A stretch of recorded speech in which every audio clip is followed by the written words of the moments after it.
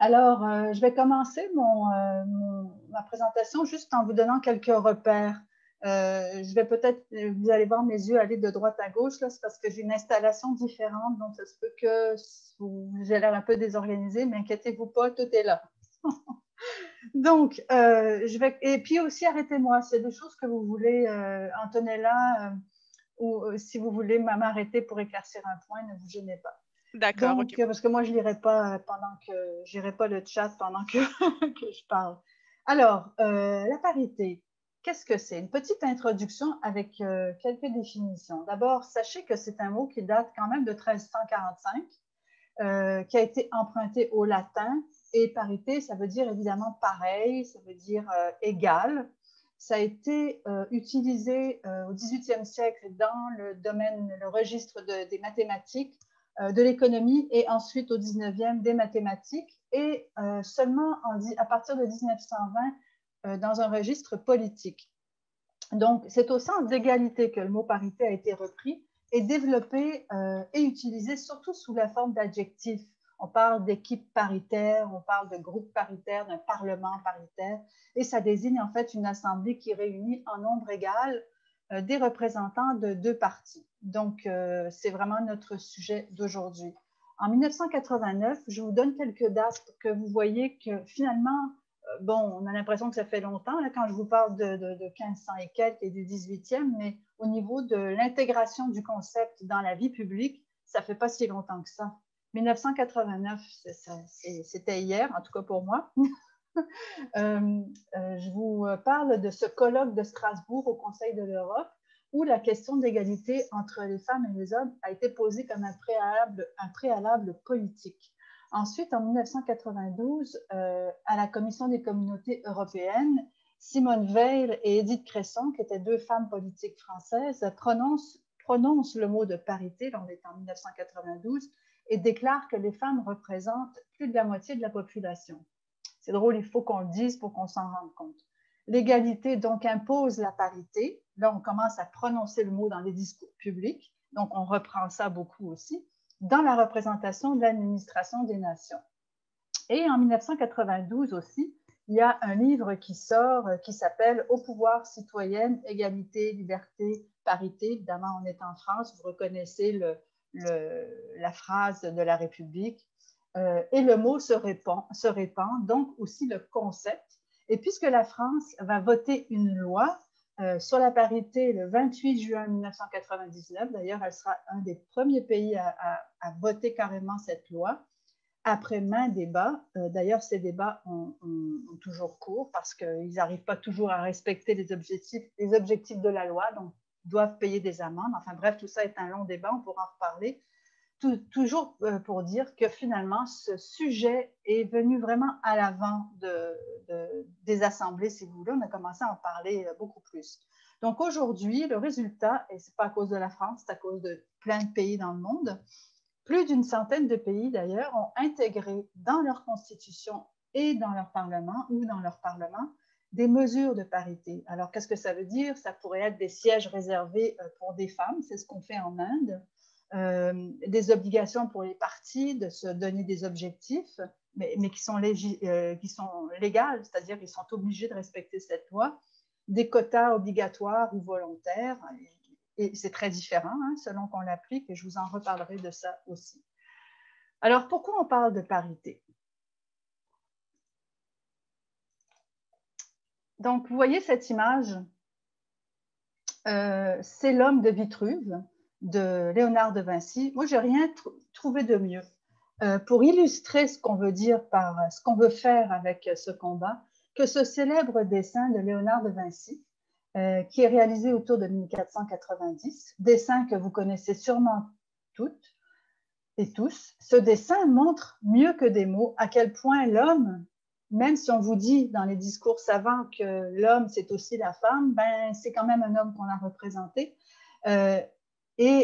Parce que les femmes, on les représentait, mais pour d'autres usages. Mais là, c'est la connaissance, c'est Léonard de Vinci, c'est le savoir. Donc, l'homme est au centre de tout. Et si vous étudiez ce dessin, bon là, on n'a pas dans la largeur, je ne sais pas pourquoi, mais tout autour du dessin, en tout cas, il y a des machines, il y a donc une illustration des inventions, de l'illustration du génie, de la mécanique, de l'industrie. Et ce qui sous-tend tout ça, et vous le voyez en arrière-fond du dessin, c'est l'écriture. Et l'écriture, c'est la transmission des connaissances. Autre point très important, le titre de ce dessin, L'homme de Vitruve, c'est que c'est un célèbre architecte, réputé pour un traité en 10 volumes sur l'architecture. Vous savez que Léonard de Vinci était évidemment féru d'architecture, et d'ailleurs de tout savoir, si j'ai bien compris. Et cet homme, Vitruve, a vécu au 1er siècle avant Jésus-Christ. Donc, Léonard de Vinci, c'est l'humanisme, donc on est beaucoup plus tard, au 15e siècle. Donc là, ce que vous avez, c'est un homme de savoir, un homme de science et d'art qui cite un autre homme des siècles passés, et donc la connaissance se transmet d'homme à homme. La connaissance, c'est le savoir, c'est le pouvoir, c'est la philosophie, c'est la politique. Tout ça, toutes ces valeurs imprègnent leur vision de la politique, de la démocratie qui a été inventée évidemment, enfin formulée si vous voulez, en Grèce antique, alors encore plus avant, avec encore l'homme et l'homme privilégié au centre de tout. Donc, il faut prendre conscience que la connaissance et le discours sur la connaissance sont partie intégrante du pouvoir et que le pouvoir se passe d'homme à homme. Et comme je vous l'ai dit, d'homme privilégié à homme privilégié. Alors, revenons aujourd'hui. Là, je vous montre un classement mondial de l'Union interparlementaire. Je vais vous expliquer ce que c'est après. Donc, c'est dans les années 90 qu'il y a eu une véritable réflexion sur le déficit de femmes dans la représentation politique. Et de nombreux pays, comme je vous l'ai dit, ont commencé à modifier leur constitution pour changer cette réalité. Une réalité qui, vous vous en doutez, est très difficile à changer parce que c'est une question de culture. Au point qu'il faut parfois forcer les choses. Donc, c'est ce qu'ont fait de nombreux pays d'Amérique latine. Vous savez qu'aujourd'hui, presque tous les pays en Amérique latine ont des mesures pour augmenter, accroître le nombre de femmes élues à beaucoup de niveaux, pas seulement au niveau national. Donc en Amérique latine, en Afrique, le Rwanda est le pays qui compte le plus de femmes députées. En Europe, mais en Amérique du Nord, patrie de l'égalité, vous savez que ça a été vraiment le fer de lance du progrès social en Amérique du Nord, que les femmes étaient tellement libres. Aucune mesure législative ne vient corriger la sous-représentation des femmes dans les parlements. On se fie à l'évolution sociale. Donc, l'Union interparlementaire regroupe 179 pays et recense toutes les mesures prises pour faire augmenter le nombre de femmes et compile des données depuis 1945. Donc, on a vraiment une perspective historique. Et j'ai transféré le lien, vous pourrez aller voir, c'est très facile à trouver. Mais ce site-là est plein d'informations sur toutes sortes, vous pouvez faire plein de recoupements. Et vous avez beaucoup de détails, mais quelques erreurs, et je vous expliquerai pourquoi. Vous avez beaucoup de détails sur la manière dont les pays s'y prennent. Vous avez des cartes aussi pour voir par couleur, et on voit bien qui applique des mesures de parité, qui n'en applique pas. Évidemment, l'Amérique du Nord n'en applique pas. Je me répète, mais c'est quand même important. Donc, et ce qui est important de noter, pourquoi on parle de parité en politique? Parce que ce qui est important de voir, c'est qu'au Québec, par exemple, c'est en 1940 que les femmes ont obtenu le droit de voter, mais également le droit d'être élues. Et le droit à l'éligibilité, on dirait que ça passe un peu tout droit. Donc, c'est très important de comprendre qu'il y a deux aspects au droit de vote. Ce n'est pas juste le droit de se prononcer, c'est aussi le droit de représenter. Et ça, c'est très important. Alors, juste pour conclure sur cette diapo, regardez, le Canada, il est, le Canada, il est au 52e rang. Bon, on n'a pas le chiffre à gauche, excusez-moi, là, j'ai pas. Enfin bref, il est au 52e rang. On a 29% de femmes députées au Canada et vous savez que rien n'empêche demain matin un gouvernement conservateur de ne pas obliger à se préoccuper d'avoir des femmes dans le Parlement. Et c'est 29%, ça veut dire aussi qu'il va falloir choisir là-dedans une parité de femmes pour le Conseil des ministres. Donc, le Conseil des ministres, c'est comme le CA, c'est lui qui décide, qui prend les décisions. C'est ce qu'on a au Québec. Donc, avoir un cabinet, un conseil des ministres paritaire est fondamental. Alors, c'est très difficile là, de voir comment ils vont le faire. Et le Canada est derrière beaucoup d'autres pays qu'on croirait plus en recul au niveau de la représentation paritaire, et c'est le contraire. Alors, c'est pour vous dire qu'on n'est pas sorti de l'auberge. Alors, redescendons faisons un zoom sur la politique locale. On est au Québec. Regardez la progression des élus municipaux. Vous savez, cette année, le 7 novembre 2021, donc dans quelques mois, mais on va se donner le temps de passer le printemps et l'été. Mais on est quand même en année électorale et c'est sûr que beaucoup de personnes en ce moment, beaucoup de femmes pensent à se présenter. Enfin, espérons-le.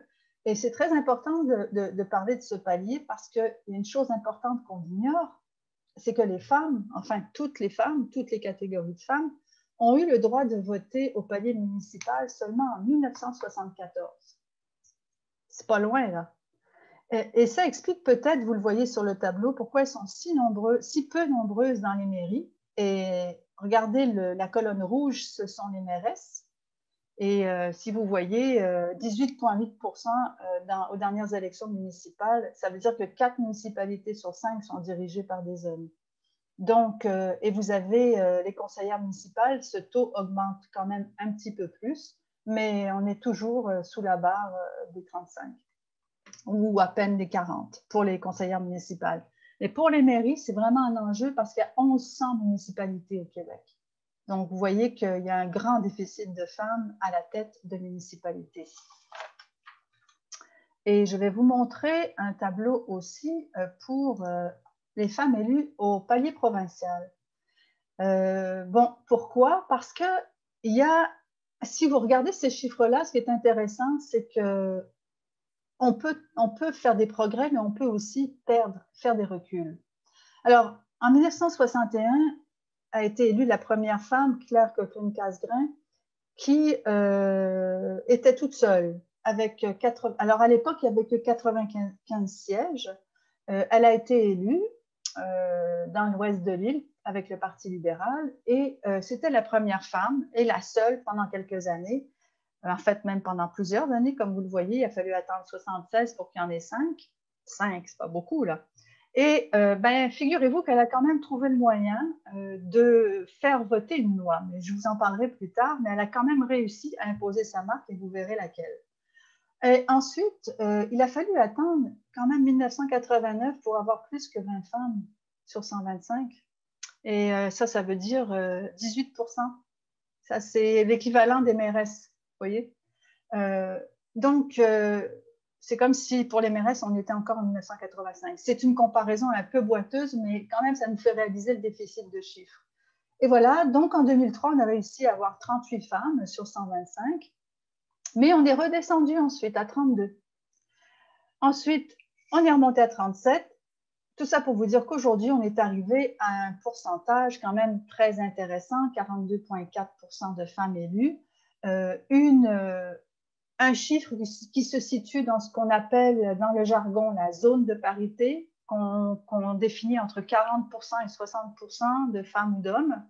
Donc, on a fait des progrès, mais ce n'est pas venu tout seul. Je voudrais juste mentionner que ça fait des années que les groupes de femmes, et notamment les femmes impliquées auprès des instances qui poussent le groupe Femmes politiques et démocratie notamment, à faire comprendre au Parlement, par exemple, ou en tout cas à la classe politique, qu'il y a une injustice flagrante. Comment ça se fait qu'on n'est pas capable de recruter des femmes et pourquoi ne se font-elles pas élire?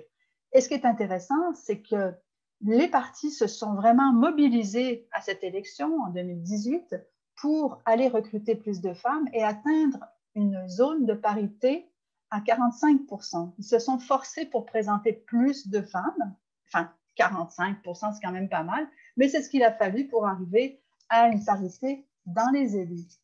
Donc, ce que ça veut dire, c'est qu'il faut évidemment présenter suffisamment de femmes pour arriver à ce qu'il y en ait assez d'élus, mais ce que ça veut dire aussi, c'est que les femmes ont autant de chances que les hommes de se faire élire. Et ça, c'est vraiment une très bonne nouvelle. L'électorat n'est pas sexiste. L'électorat, il va voter pour un parti, pour des idées, que ce soit une femme ou un homme qui les représente. Alors, ça ne change pas grand-chose pour eux, donc, enfin, même rien. Donc, ce que ça veut dire, c'est qu'il n'y en a pas d'injustice pour les électeurs et les électrices. Ce qui est important, c'est de présenter des femmes. Donc, ça revient au parti, ça revient à la classe politique de se mobiliser. Je vous parlais de Clark Casgrain, mais je vous présente ici ce que les femmes ont changé dans les instances décisionnelles et ce qu'elles ont influencé comme politique publique. Et ça, c'est vraiment important de s'en rappeler. Parce que on ne veut pas, oui, il faut corriger une injustice, évidemment, à la base. On devrait être aussi nombreuses que les hommes dans les instances politiques, mais ce n'est pas juste pour corriger cette injustice en termes de nombre, c'est aussi pour influencer sur les contenus, sur le type de politique qui vont être élaborées, sur le type de loi et sur ce qu'elles viennent corriger, ce qu'elles viennent organiser. Donc, je vous parlais tout à l'heure de cette première femme qui est rentrée à l'Assemblée nationale. Quand elle est rentrée en politique, cette députée n'avait pas le droit de signer son bail parce qu'elle n'avait pas de statut, de capacité juridique. Et la capacité juridique, ça veut dire le fait d'être finalement majeur, autonome, et vous pouvez signer vos bails, signer vos chèques, vos baux, signer vos chèques, sans que vous ayez à demander la permission du mari. Imaginez, à l'époque, elle était élue, mais elle ne pouvait pas faire ça. Donc, elle a corrigé Alors, vous voyez vraiment l'influence d'une situation d'injustice et incorrecte qui vient se régler parce qu'une femme est entrée au Parlement. Et ce n'est pas juste parce qu'elle est rentrée au Parlement, c'est parce qu'elle a réussi à faire adopter cette loi par tous ses confrères. Donc, ce que ça veut dire, c'est qu'elle a réussi à démontrer l'intérêt commun de cette loi. Même chose après avec le congé de maternité, qu'aujourd'hui, je vous relis le titre, Régime québécois d'assurance parentale, aujourd'hui, c'est devenu une affaire de parents et non plus une affaire de mère. Vous voyez aussi ce que les femmes changent. Elles changent la conscience qu'on a d'un certain enjeu. Donc, avant, on parlait d'un congé de maternité et ça a commencé avec le fait de pouvoir se retirer de son travail pour être capable, si on avait un problème pendant sa grossesse. C'était pas évident à l'époque. Là, les gens, ils se disaient, ben non, tu es là, tu travailles, tu peux pas être enceinte. Ben oui, ça, on va continuer à faire des enfants. Donc, elles ont réussi avec des femmes syndicalistes, avec des groupes de femmes. Dites-vous que tout ça, c'est un travail de groupe, un travail collectif. Mais elles ont donné, donc finalement, quelque part, symboliquement, le mandat aux femmes politiques de se mobiliser pour arriver à un congé de maternité et plus tard, comme je vous l'ai dit, le régime québécois d'assurance parentale qui a changé la façon de voir la parentalité. On parle maintenant des congés de paternité, donc vous voyez bien que ça a évolué. La loi sur le patrimoine familial, ben ça c'est aussi une loi qui est très importante parce qu'elle permet de corriger une situation déficiente de pauvreté, parce que, enfin de statut économique, parce que quand il y avait un divorce, ben les femmes se retrouvaient avec rien. Donc là, on a réussi à légiférer sur ce sujet, donc prévenir la pauvreté, prévenir la dépendance économique. Même chose pour la loi d'équité sur l'équité salariale, qui, soit dit en passant, n'est pas complètement encore appliquée aujourd'hui, tant d'années après. Donc, c'est pour vous dire que ce n'est pas réglé. Bon, la loi sur les services de garde à la petite enfance, et d'ailleurs, qu'est-ce qu'on entend encore aujourd'hui dans les journaux, encore ce matin, c'est qu'il n'y en a pas assez de place en service de garde. Il n'y en a pas assez même de centres de la petite enfance. Donc, et j'ajoute aussi quelque chose de très important et qui est éminemment actuel, comme vous le savez, c'est tout l'enjeu des agressions sexuelles et de la violence conjugale. Et pourquoi je vous en parle? C'est parce qu'il y a plus de femmes en politique, comme je vous l'ai dit aujourd'hui, et elles se sont regroupées dans un comité transpartisan où vous retrouvez des députés de tous les partis, en fait 4 députés des 4 partis principaux, et elles ont travaillé sur des façons d'encadrer les plaintes et tout le domaine des victimes d'agressions sexuelles, violences conjugales. Donc, elles travaillent là-dessus. Elles ont fait publier un rapport d'experts qui est sorti en novembre dernier. Et donc, on commence à explorer en ce moment quelles sont les pistes qu'on a pour prévenir, parce que ce n'est pas juste d'accompagner les victimes, il faudrait aussi qu'on travaille en amont. Mais pour ça, il faut que du monde se penche là-dessus et ces femmes travaillent ensemble pour le faire. À mon avis, il va y avoir quelque chose qui va sortir de là sur le plan législatif. Donc, je pense que ça, c'est vraiment important de comprendre.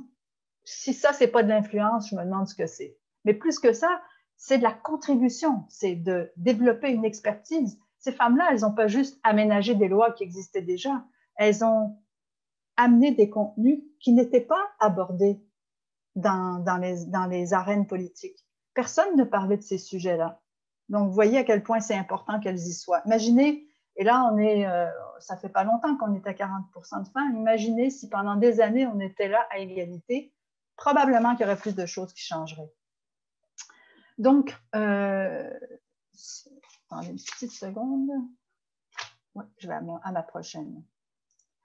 Donc, se battre pour la parité, évidemment, c'est lutter contre les obstacles liés au système et qui freinent les femmes pour aller en politique.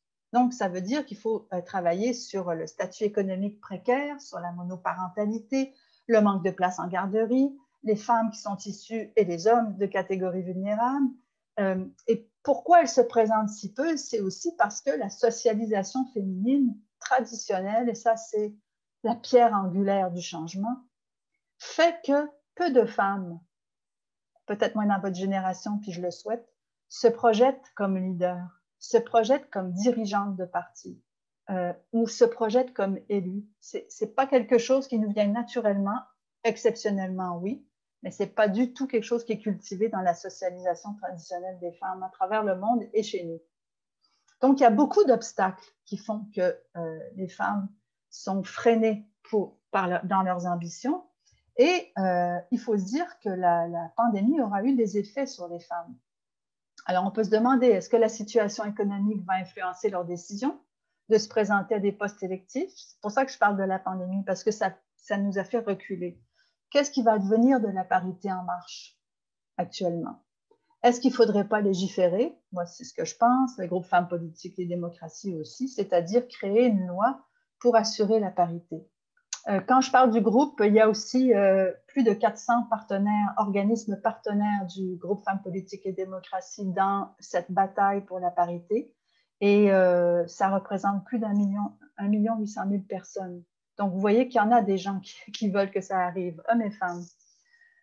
Et pourquoi il faut s'en soucier? Parce que si on regarde les statistiques qui ont été publiées en janvier 2021, on a eu 2 fois plus de pertes d'emploi, plus du double des pertes d'emploi chez les femmes.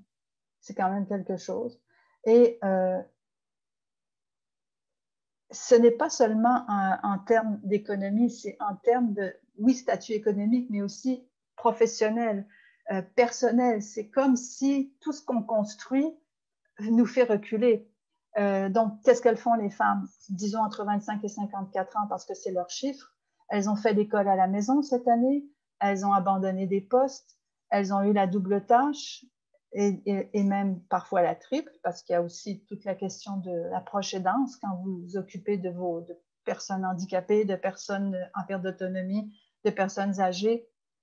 Et beaucoup ont commencé à travailler à temps partiel. Donc, bref, tout ça veut dire qu'il y a un déficit professionnel aussi. Et c'est un recul. Donc, ça veut dire que les femmes vont devoir être autour de la table pour prendre des décisions en politique, comme je vous l'ai dit, mais aussi dans les entreprises et dans les conseils d'administration pour influencer les décisions qui ont trait aussi à l'économie, au monde du travail. Donc, vous regardez les chiffres, en fait, à peine 2 femmes sur 10 sont administratrices des sociétés. Ça vient de l'AMF, l'Autorité des marchés financiers, mais il y aurait d'autres endroits aussi où vous pourriez avoir d'autres chiffres, peut-être plus pointus. Mais en gros, donc à peine 2 femmes sur 10 sont administratrices de sociétés et 6 sur 100 sont à la tête de conseils d'administration. On n'a pas dit à la tête d'entreprise, on a dit à la tête de conseils d'administration. Donc, moi, je crois que la parité va rester un enjeu central dans les prochaines années, parce que tout pourrait nous faire reculer. Il faudra aussi que la parité soit inclusive et que toutes les femmes aient une voix au chapitre. Et c'est vraiment ça aussi fondamental. Il faut qu'on se donne des outils pour recruter des femmes dans différentes catégories, souvent plus vulnérables ou invisibilisées. Et ça va être probablement, à mon avis, à mon humble avis, le gage de succès d'un combat pour la parité, parce que vous faites avancer tout le monde et vous donnez des exemples, vous donnez le bon exemple aux hommes. Donc, je crois que c'est ce qu'il faut garder en tête, que et dans l'entreprise et dans la politique, il va falloir que les femmes soient dans les instances décisionnelles à parité. Merci.